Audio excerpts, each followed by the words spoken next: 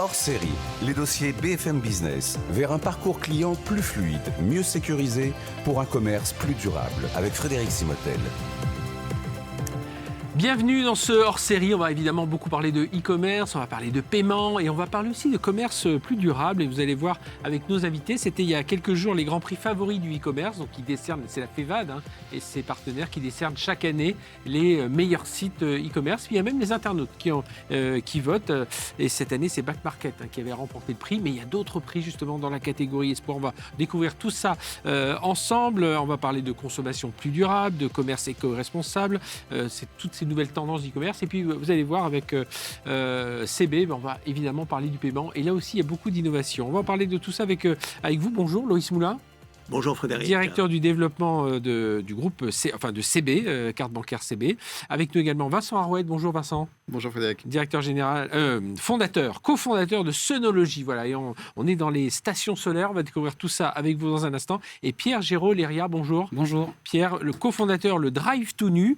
Alors pour ceux qui ne connaissent pas, le nom peut être assez étrange. Vous allez tout comprendre. On est dans du drive, mais aussi vous êtes en train de tourner aussi vers les supermarchés, des rendez-vous, des magasins physiques. Et on va voir comment le e-commerce vous accompagne autour de tout ça. Loïs, je démarre avec vous. On s'inquiétait un peu de l'année 2023. On se disait, oui, il y a beaucoup d'incertitudes à comparer à 2021, 2022. On sortait du Covid, tout le monde était lancé sur cette vague du e-commerce. Alors, comment ça s'est passé 2023? Puis surtout, 2024, est-ce qu'on est sur une bonne tendance? Alors, 2023, on parle d'inflation pour nous, et tout ça, quand même, beaucoup. Alors, 2023, déjà, c'est une année où on a été très occupés, parce que c'est la première année de notre nouveau plan stratégique Dynamique CB 2026, avec des investissements pluriannuels dans le digital, notamment au service de la performance du e-commerce. C'est aussi une reprise de parole dans les médias. On a publié à l'été 2023 un manifeste pour rappeler ce qu'est CB, c'est-à-dire un actif interbancaire français, soutenu par le commerce et par les banques françaises et quelque part au service de la souveraineté économique de la France. C'est une année où on a fait aussi beaucoup plus de communication. Pour la première fois de notre histoire, on a fait du sponsoring sportif en sponsorisant l'équipe de cyclisme féminin de la fédération de la FDJ Suez. On a fait la journée, le sommet CB, le premier sommet CB. Et on est resté, et c'est ça qui est important pour nous, le moyen de paiement préféré des consommateurs et des commerçants français. Oui, parce qu'on s'habitue à voir Tout à fait. votre marque dans tous les paiements que l'on fait. Alors, vous êtes partenaire de ces grands prix favoris du e-commerce. C'était la 17e édition organisée par la FEVAD. On a 2 participants dans le durable éco-solidaire, dans la catégorie RSE, le vainqueur de la catégorie RSE et le vainqueur de la catégorie Espoir. Comment, là, on parle commerce durable, on est dans l'éco-responsabilité, on est dans... c'est vraiment ces tendances. Alors, on en parlait un peu l'année dernière, mais on a l'impression que ça y est, aussi parce que l'inflation, l'économie circulaire, enfin, toutes ces tendances sont en train de se marquer de façon plus forte. Voilà, toute l'industrie, tout le commerce est concerné. On parle beaucoup d'évolution des modèles de consommation, beaucoup sur l'économie de l'usage versus l'économie de la propriété. Nous, le e-commerce, c'est plus de 20% de notre chiffre d'affaires, donc c'est un segment très important. Et en fait, on a choisi d'être là aujourd'hui avec Sonology et le Drive tout nu, parce que dans leurs domaines respectifs, ces 2 entreprises font écho aux valeurs elles sont françaises, qu'on défend, l'éco-responsabilité. Alors nous, on n'est pas sur le commerce éco-responsable. Notre sujet, c'est rendre le paiement plus éco-responsable. Mais voilà, c'est effectivement des tendances dans lesquelles aucun acteur économique ne peut s'affranchir. Alors justement, on va en parler avec vous, Vincent Arouet, donc fondateur de Sonology. Donc Sun, il y a le mot Sonology, il y a le mot Sun, donc concepteur de stations solaires. Tiens, avant de parler vraiment de ce que vous faites, on a aujourd'hui une certaine démocratisation de l'accès à l'énergie solaire. Oui, on a une démocratisation qui s'installe parce que l'énergie devient de plus en plus chère. Oui. En France, elle a augmenté de 40% en un an. Et c'est vrai que c'est le premier critère qui drive en fait l'adoption de la technologie solaire par les particuliers. Parce que plus l'énergie est chère, plus je cherche à faire des économies. Oui. Et le solaire, ça marche quand je peux produire moi-même une énergie qui me coûte moins cher que celle que je paye à mon énergéticien favori. Et du coup, avec des solutions qui sont plus ergonomique, plus facile d'accès, parce que c'est ça aussi qui va faire le marché. Ça semblait, il faut quand même installer, il faut trouver les bons. En plus, on le sait, dans tous ces métiers un peu émergents, on a toujours des doutes sur l'acteur avec qui on va travailler. Enfin voilà, il y a beaucoup d'obstacles à franchir avant de convaincre le consommateur, puis des entreprises aussi qui s'y intéressent évidemment. C'est ça, il y avait pas mal de freins à dépasser. Et le premier, c'était, si je veux mettre du solaire chez moi, il faut faire des travaux, il faut trouver le bon installateur. Pas se faire arnaquer au passage. Voilà, donc il fallait dépasser tout ça et en faisant en sorte que ça reste super simple. Alors concrètement, une station solaire, on choisit Sonology. Qu'est-ce qui se passe si on est un particulier ? Si on choisit Sonology, on va aller sur le site de Sonology et tout va se faire en e-commerce. Ça aussi, c'est très nouveau. Et donc, pour quelques centaines d'euros, on va recevoir un équipement station solaire qui est totalement assemblée, puisqu'on a 3 usines, nous, dans l'ouest de la France. Et donc, il faut rappeler, alors, les panneaux solaires sont peut-être faits à l'étranger, mais vous, tout l'assemblage, c'est fait dans vos usines en France. C'est ça. En Bretagne, et puis l'autre est en Amboise, c'est ça ? Oui, 2 en Bretagne et une en Touraine. Oui. Et un peu, effectivement, comme une voiture où il y a différents composants qui arrivent de droite et de gauche, nous, c'est pareil. On fait tout l'assemblage, le design, et après, c'est livré directement chez les particuliers. Donc, c'est-à-dire, le particulier, il va voir de quelle superficie il a besoin à peu près. Et après, une fois qu'il va sur le site, il trouve un peu sa solution. Toute la partie installation, comment ça se passe ? En fait, il n'y a pas d'installation. On a revu toute la démarche pour faire en sorte que, quand vous recevez votre station solaire, il va vous falloir 1 minute pour commencer à produire et utiliser votre propre électricité. C'est-à-dire, on déploie le panneau Voilà, il suffit juste de lever le panneau, de brancher dans la prise et c'est terminé. D'accord. Et alors, aujourd'hui, en quoi vous estimez que votre expérience client elle est un peu plus aboutie aujourd'hui via votre site Internet ? Ce que l'on a fait, qui est un peu différent, je pense, des autres, c'est proposer une expérience très immersive. C'est-à-dire que le produit, vous ne l'avez pas encore vu, il n'est pas encore chez vous, vous l'achetez en e-commerce. Donc, il faut qu'on propose des animations, des vidéos, des images. Quand même la superficie, est-ce qu'on a besoin d'un mètre carré, de 2 mètres carrés ? C'est ça. Il faut développer énormément en fait, de 3D immersive qui va permettre aux gens de se projeter pour mettre la station dans leur jardin, sur un mur, sur leur balcon. Voilà, on essaye de faire ça au mieux. Donc comment ça se passe ? Je prends des photos de chez moi où je vous donne les mesurations et puis vous me retournez une sorte de maquette virtuelle en me disant voilà, ça va donner ça ? Alors presque, on fait des simulateurs qui permettent aux gens de dire voilà ce que j'ai chez moi qui consomme de l'énergie et on va lui dire tu as besoin de temps. Et à partir de ce moment-là, il n'y a plus qu'à convertir en achat et puis on s'occupe du reste. Et pour être complet, on est dans quel ordre de tarif aujourd'hui ? Alors, tarif du produit, parce que bien entendu, ensuite, il y a tout le business model du gain d'énergie que l'on peut faire, de la revente peut-être. Oui, donc on a, nous, 2 offres. Une offre station solaire, donc produit physique à brancher sur une prise. Et puis, on a aussi une offre classique pour les installations en toiture, avec installateur. Donc, on a un réseau national d'installateurs. Et donc, l'idée, c'est qu'effectivement, vous avez uniquement cet achat à faire et puis tout va bien se passer derrière. Et en termes de prix, on est sur le prix, on commence à 600-700 euros. D'accord. Voilà, vous allez amortir en 3-5 ans, suivant que vous êtes au sud ou au nord de la France. Généralement, vous faites une économie de 100-130 euros dès la première année. Donc, c'est assez accessible. Notamment. C'est hyper accessible. Et en fait, c'est tellement accessible qu'une fois que les gens y ont goûté, se sont rassurés, ils réachètent. Nous, on a 30% de nos clients qui reviennent. D'accord. Vous êtes aujourd'hui combien de clients à peu près Aujourd'hui, on a dépassé les 100 000 clients. 100 000 clients. Ouais. Et du coup, ça peut être, parce qu'on en parle du particulier, mais ça peut être entreprise aussi ? Ça peut être entreprise, puisque effectivement, le principe de l'installation solaire, c'est de l'énergie, donc elle s'adapte à n'importe quel type de bâtiment. Mais vous restez sur des superficies assez raisonnables. Oui, si j'ai un supermarché à équiper, c'est pas forcément. Vous pourriez le faire, mais c'est pas forcément votre cible. C'est pas forcément notre cible, mais il suffirait de multiplier en fait les stations solaires pour s'adapter aux besoins d'énergie. Loïs Moulin de CV, qu'est-ce qui vous a plu justement dans le choix du jury auquel effectivement, on était dans le jury. Autour de Sonology. C'est cette démocratisation, cette promesse de démocratisation, que je sois à la ville ou à la campagne, en maison ou en appartement. Voilà, je peux accéder au solaire. Moi, je suis allé sur le site internet et c'est au-delà il est efficace dans la partie commerciale, mais il y a aussi un contenu informatif et éducationnel des consommateurs sur l'utilisation de C'est l'énergie. important dans ce domaine-là. Et ça, moi, ça a été un des éléments qui m'a séduit. Et puis, vous assemblez en France. Donc, tout à l'heure, on parlait de souveraineté économique, souveraineté industrielle. Ce choix-là aussi, cet ensemble de critères a été déterminant. Moi, très honnêtement, je n'ai pas longtemps hésité. Voilà. Bon. Merci Loïs.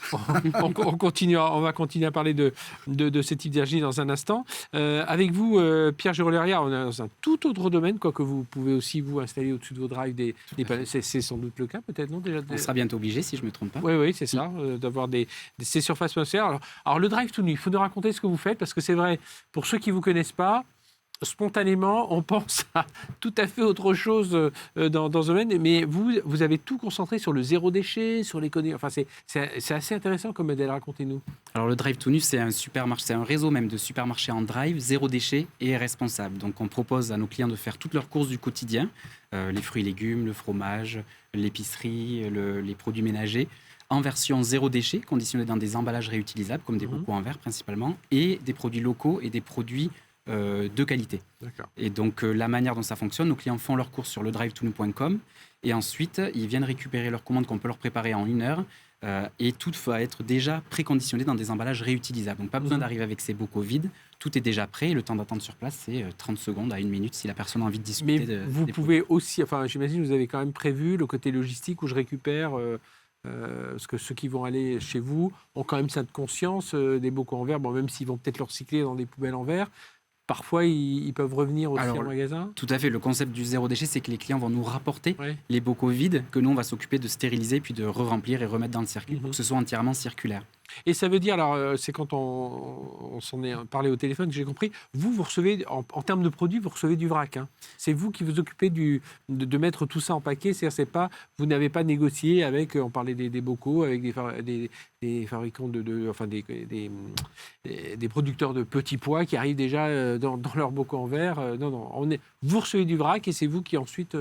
Alors, à l'exception des produits apertisés, donc les conserves de ratatouille, de confiture, tout le reste, on est livré en grand conditionnement et c'est nous qui nous occupons d'alicoter, on appelle ça, de mettre de transférer un gros volume dans plein de petits volumes. Et donc, de cette manière-là, on maîtrise toute la chaîne de valeur et ça nous permet de compresser les coûts pour avoir des coûts qui sont tout à fait compétitifs par rapport à la grande distribution. Qu'est-ce qui vous a pris de vous lancer dans cette idée? C'est le côté zéro... J'imagine au début, c'est de dire, tiens, ce serait bien déjà d'utiliser les produits locaux. Et puis ensuite, c'est le côté zéro déchet pour se démarquer un peu des enseignes géantes. Même certaines connaissent un peu de difficulté, mais des enseignes géantes en France dans ce domaine. Ce qui nous a incité à nous lancer, c'est un peu d'observer les consommateurs. En 2017, quand on s'est lancé sur le projet, il y avait une étude qui était sortie qui disait que 94% des Français souhaitaient consommer de façon plus responsable, mais ne savaient pas comment faire. Ouais. Et c'est vrai que nous-mêmes, en fait, on n'avait pas de solution simple. Il y avait des petites solutions. Aller à l'épicerie, vrac, faire une AMAP, être abonné à la ruche Kidoué, etc. Mais il n'y avait pas eu quelque chose qui soit aussi simple que la grande distribution, avec tous les produits sous le même toit, les bons prix, zéro déchet, qui rassemble en fait toute la simplicité d'usage dont les consommateurs ont l'habitude en 2024 aujourd'hui. Et donc c'est ça qu'on a essayé de faire. On a essayé de tirer la substance qui fait la simplicité d'usage de la grande distribution, vraiment pousser à son paroxysme avec l'aspect drive et livraison à domicile, et de l'hybrider, pour reprendre un terme agricole, avec une consommation responsable type épicerie VRAP, AMAP, on en a parlé. Et c'est comme ça qu'on a créé cette invention qui est le Drive to Nu, qui était le premier drive zéro déchet à l'époque du monde. Et au départ, vous, les cofondateurs, cofondatrices, vous étiez dans l'univers de la grande distrie ou c'est... Alors, aucun des deux. Moi, je suis ingénieur agro, donc j'étais dans l'univers de l'alimentation, des process agro aussi pour tout ce qui est stérilisation, alicotage. Moi, j'étais dans l'industrie, donc on a créé en fait des conditions d'alicotage, de stérilisation qui correspondent aux normes d'hygiène des usines alimentaires. Et Salomé, elle venait de Sciences Po. Elle avait travaillé dans le paramédical, donc en fait, on s'est lancé avec l'envie de transformer la société par notre travail et par l'entreprise. D'accord. Et alors, qu'est-ce qui caractérise, parce vous avez été primé dans le cadre des Grands Prix de la FEVAD autour des sites de e-commerce, qu'est-ce qui va caractériser l'expérience client que l'on a en e-commerce avec Drive to Nu ? Alors nous, sur l'expérience client, on a surtout essayé de ne rien réinventer. On s'est calqué sur la simplicité d'usage, encore une fois, des gros acteurs du drive, de la grande distribution. L'idée, c'est que l'expérience client ne change pas qu'on soit client, je ne sais pas si je peux citer les marques, mais Leclerc Drive, Oui, Chrono sûr. Drive, Intermarché Drive ou le Drive tout nu, c'est la même manière de faire. Mhm. On va sur le site web, on choisit ses produits, les photos sont très belles. Alors ça, c'est Oui. extrêmement important puisqu'on est dans un univers gourmand, enfin, il faut donner envie. Oui. Donc les photos sont belles, mais ensuite, on met au panier, c'est les mêmes manières de faire, on valide son panier, son créneau de récupération de la commande, etc. Et ensuite, bien évidemment, un système de paiement sécurisé et avec le moins de clics possible. Je reviens sur ce que vous disiez là, sur les gens aiment bien des belles photos, voir le produit qualité. Est-ce que les gens le font en complément, c'est-à-dire les courses de tous les jours, ils vont les faire comme d'habitude, alors, en drive ou pas, sur une grande enseigne classique, et puis la partie plutôt de qualité, de légumes, enfin de tout ce qui peut être des mets un peu plus de qualité, c'est chez vous, c'est un peu comme ça le parcours. Ou est-ce que c'est chez un vous, peu hybride, en fait. ou est-ce que chez vous je peux tout acheter, y compris papier toilette, Oui. du lait en boîte, choses Oui, comme vous ça. pouvez tout acheter. Et donc, ce qu'on constate, c'est que c'est assez cohorté. Enfin, il y a deux usages différents. Notre panier moyen global, c'est 67 €. Chrono Drive, c'est 77. Donc, Ouais. on n'est pas très loin. Et si on divise les cohortes, il y a effectivement des cohortes qui font toutes leurs courses au Drive tout nu et qui complètent bien évidemment avec le proxy ou direct à la ferme ou le marché. Et il y en a qui font le complément type multifrais, donc les fruits et légumes, la crèmerie, la viande, sur laquelle on se démarque vraiment parce que c'est des produits plaisir. Ouais, oui. Et on a plaisir à avoir des bons légumes. Enfin, on ressent, tout citoyen voit la différence d'un bon légume, d'un mauvais légume, d'une bonne tomate et d'une mauvaise tomate. Avec un prix qui n'est pas si décalé que ça. Le hein, prix, il est finalement. complètement dans les clous. Nous, notre objectif, c'est d'être systématiquement sur un panier moyen, 10 Ouais. à 40% moins cher que Ouais, nos quand même. concurrents à qualité équivalente. Mhm. Alors, c'est un challenge de tous les jours. Ça veut dire que notre logistique est au cordeau, notre prod est au cordeau, et c'est pour ça qu'on a intégré toute la chaîne de valeur. C'est justement pour pouvoir le maîtriser et donc tirer les coûts vers le bas. Par contre, notre job, c'est pas non plus de contraindre nos producteurs, de taper sur nos producteurs. Oui. Donc, il faut trouver un équilibre où chacun trouve son bonheur. Mhm. Nos clients parce qu'ils ont les bons prix, nous parce qu'on peut vivre de notre métier, et nos producteurs pareil. Alors, qu'est-ce qui vous a plu dans cette entreprise là aussi, pareil, en tant que membre du jury, puis en tant que invité aujourd'hui Sonologie et le Drive tout nu sur ce plateau aujourd'hui, Loïs. Moi, j'ai résumé la proposition sur la consommation éco-responsable de bout en bout, du producteur au consommateur, parce que choix des producteurs, circuit court, choix des produits qualitatifs, la logistique durable, le zéro déchet, les consignes pour le réemploi, et puis l'approche en termes de schéma de distribution qui est finalement d'emblée omnicanal, hein, parce que c'est le drive, la livraison, et aujourd'hui, ou très bientôt, le physique. Et nous, le modèle omnicanal, enfin tous les acteurs du commerce, et on l'a vu au moment du Covid, c'est le modèle qui s'impose à tous les acteurs. Alors, soit des gens qui étaient pure web et qui vont vers le physique comme vous, soit des gens qui étaient pure physique et qui vont vers le web. Et donc là aussi, c'est cet ensemble de critères. Moi, j'ai qu'une attente, c'est quand est-ce qu'en tant que consommateur parisien, je pourrais tester le Drive tout nu. Voilà, donc je crois qu'il faut que j'attende encore quelques mois, mais je vais être patient. C'est l'occasion de revenir dessus, parce qu'aujourd'hui, il y a 8 sites de Drive. Il y a 5 drives plus des points relais. Voilà. Et donc bientôt l'ouverture du premier supermarché, donc le Mhm. Super tout nu. Et donc nos drives sont à Toulouse, à Lille et à Bordeaux pour D'accord. l'instant. Et donc on a vocation du coup à devenir un réseau dans toutes les villes de France. Et pourquoi cette volonté d'avoir aussi... Alors, les drives sont des magasins physiques, enfin des entrepôts physiques en tout cas, hein, mais ce n'est pas des magasins où on peut se balader et acheter des produits. Pourquoi cette envie d'avoir une enseigne? C'est pour rassurer vos clients? C'est pour tester? Alors c'est pour aller toucher des nouveaux clients surtout. Parce qu'il il en existe, hein, je ne coupe pas un instant, mais il en existe des magasins qui font du bio, qui font tout ça. Sur quoi vous allez insister pour que les gens viennent davantage chez vous que d'autres supermarchés alors, grandes enseignes, on comprend, mais bio, comme on peut en voir. Alors nous, on n'est pas un magasin bio. L'unicité du Super tout nu, ça va être d'être un magasin où ce sera 100% zéro déchet. Donc on va déambuler dans les travées et au lieu de trouver des cartons, des plastiques, on va avoir des produits en bocaux qui sont du coup en libre service. Donc il peut y avoir de la crème fraîche, il peut y avoir des lentilles, il peut y avoir du poulet. Tout sera en bocaux que les clients nous rapporteront lors d'un prochain passage et que nous, encore une fois, dans la même chaîne logistique, on va stériliser puis alicoter. Et pourquoi on ouvre un supermarché, pourquoi on ouvre le Super tout nu? C'est parce qu'aujourd'hui, les courses du quotidien, c'est relativement peu fait en ligne. C'est 10% des courses du quotidien en ligne, 9% pour le drive, 1% pour la livraison à domicile. Et donc, il y a 90% des gens à aller chercher avec les courses physiques. Et ce qu'on constate aussi, et Ce que vous appelez les courses du quotidien, c'est quoi? C'est ceux pour un ou deux jours? L'alimentaire, le savon, tout ce dont on a besoin pour manger au quotidien, okay. pour se laver, pour laver la maison, pour s'équiper, etc.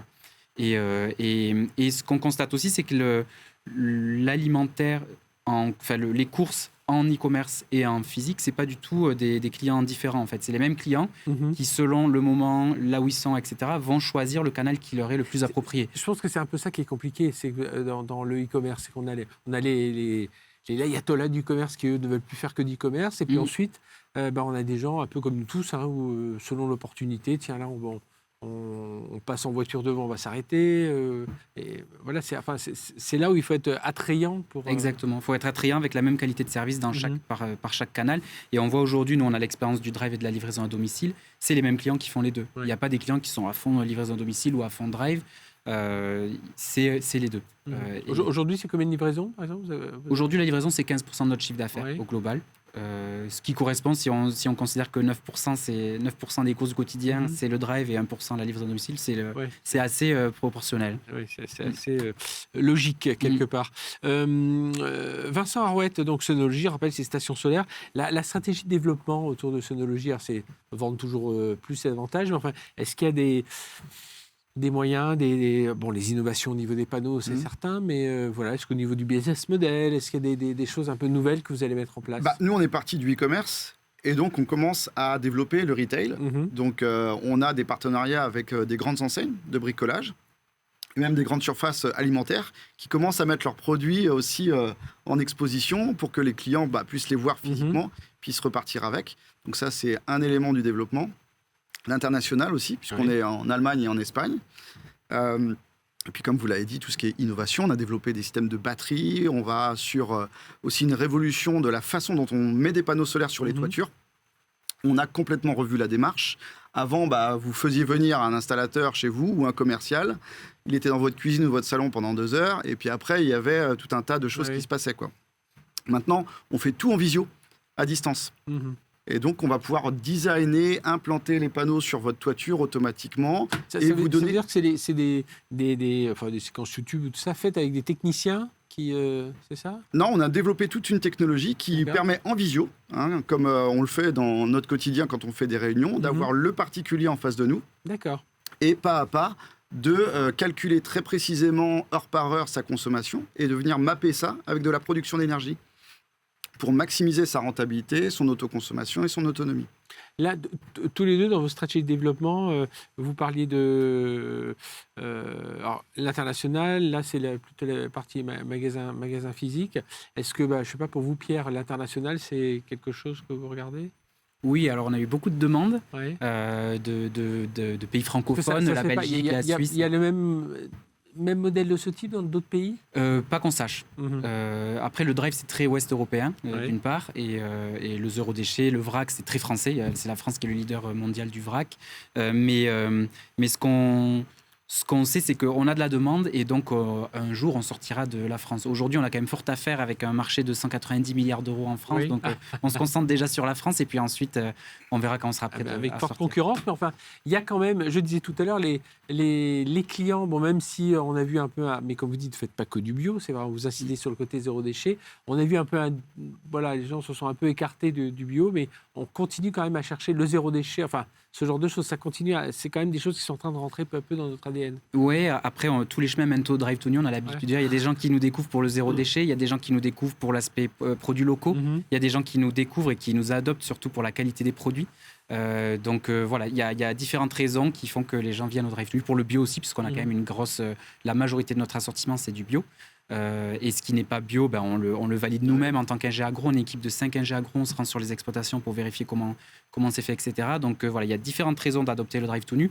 Et ce qu'on a constaté, c'est que lors de la crise du retail et de la consommation responsable en particulier, où les réseaux bio et les réseaux vrac ont été en difficulté, même si ça repart aujourd'hui, tant mieux. Nous, on a une croissance un peu ralentie, mais croissance quand même. Et 2023, ça a été une année énorme pour nous. Loïs, l'innovation chez CB, alors c'est notamment, alors on avait déjà parlé, je crois, dans un chronique ou dans un technique business, c'est une innovation qui s'appelle Update Tout à fait. D'ailleurs, ça va intéresser nos deux camarades. C'est en tant que consommateur, de plus en plus, vous souscrivez à des abonnements que vous payez par carte. C'est le streaming, c'est les journaux, c'est les salles de sport, etc. Mais c'est d'autres choses. Également, vous laissez de plus en plus votre carte sur le site internet du commerçant pour faciliter les achats récurrents que le parcours de paiement. Et donc, c'est environ 50% des paiements sont faits en e-commerce de cette manière-là. Le sujet avec ça, c'est que votre carte qui change tous les 3 ans, en fait, il faut que vous remettiez vos données.